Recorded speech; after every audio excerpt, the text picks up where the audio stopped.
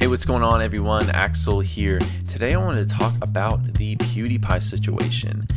There's been a lot of videos being made by everyone on YouTube talking about this, and at first I wasn't going to make a video about it, but then I felt like I had something to add that I'm not seeing in a lot of these videos. But I didn't want to just regurgitate a certain viewpoint, but I do feel like I have something to say about it that is a little different than what I'm hearing. So let me first of all get started with a summary of the situation in case you are not aware. Now, PewDiePie, the biggest star on YouTube, recently had his show Scare PewDiePie on YouTube Red canceled, and that's a result of an article that came out on the Wall Street Journal essentially labeling PewDiePie as anti-Semitic. And that's because he had some offensive things in a few of his videos. Now, I don't believe at all that PewDiePie is anti-Semitic or racist, but some of the things in his videos you could deem as inappropriate, but he certainly was not a racist or anti-Semitic. That article definitely went too far.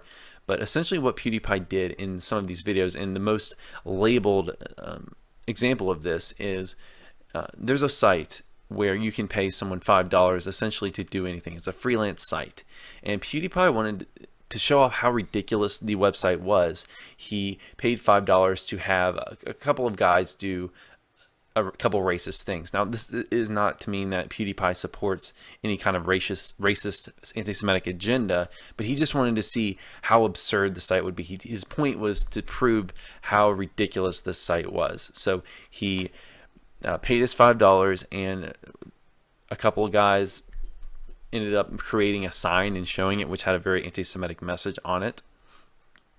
And PewDiePie himself said he's very surprised that they actually did that. And he has since taken the video down and apologized for that.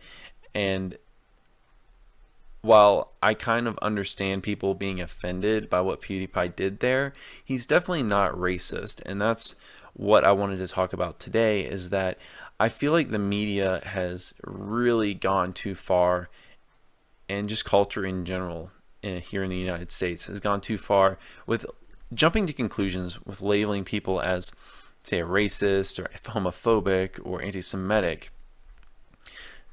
What I really want to say is that with PewDiePie, he's not anti-Semitic because he hasn't supported any kind of anti-Semitic agenda.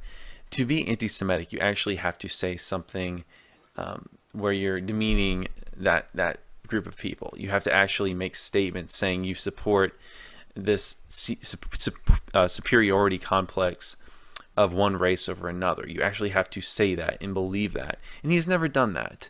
If you look at the definition of racist, he definitely has not done that.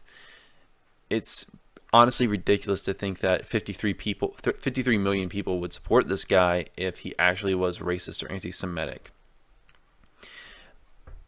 One thing I want to get into now is how this whole situation seems so eerily similar to what's going on with Donald Trump. And I'm not going to get into politics, but whether or not you agree or disagree with Donald Trump and his views, whether you hate him or love him, you have to recognize just the impact he's had upon the media in this country. Donald Trump has reduced the effectiveness of the media, and a lot of this with PewDiePie resembles that.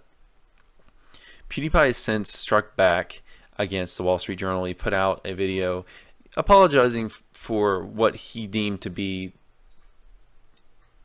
probably inappropriate things that he said, but he's not. He completely rejected this attempt by the Wall Street Journal to discredit him. And that's essentially what they were doing. And I'm seeing a definite war and conflict between this new generation of people who are like 35 and under, who are going away from traditional forms of media, and I'm seeing a lot of traditional media lash out against that. Like I said, Donald Trump is doing this by just bypassing the media completely and going straight to Twitter. A lot of people my age and younger are doing this by just bypassing regular television, cable television, regular standard media, newspapers, they're going straight to YouTube. They're going straight to sites like Twitch for their entertainment. No longer, people are cutting their cables in droves. The ratings of internet media, YouTube, Netflix, things like that are shooting up, whereas traditional forms of media are dying. We're seeing a situation where things like newspapers and traditional cable television programming are dying, and I think at some point in the future they will cease to exist, at least on a large scale. And now, what does this have to do with Donald Trump and PewDiePie? Well, we're seeing a lot of conflict here. I think there's an incentive for a lot of the traditional media, newspapers, cable television, to strike back and try to discredit leaders in this new movement like PewDiePie, who are kind of the face of this new age of entertainment, this new age of news. And I think that's what they're going for here. They're essentially losing a lot of views to this guy. I mean, anyone who's on traditional media, newspapers, television, cable, they're losing views to people like YouTube, because someone like me, I don't hardly even watch cable television anymore. I don't read newspapers. I get my news from the internet. I get my entertainment from the internet. I'm going away from traditional forms of media, and the people who are involved and have been involved their whole lives in traditional forms of media don't want to see that die. And it's funny to see this play out, not just on a smaller scale with PewDiePie, but also a larger scale with Donald Trump. There seems to be a huge movement against the media right now, and it's just a very interesting time to live, because I remember a time 10 years ago where people could not fight back against the media. The media had all kinds of control. Someone like PewDiePie, if this came out and labeled him as anti-Semitic, this type of article, he would be done.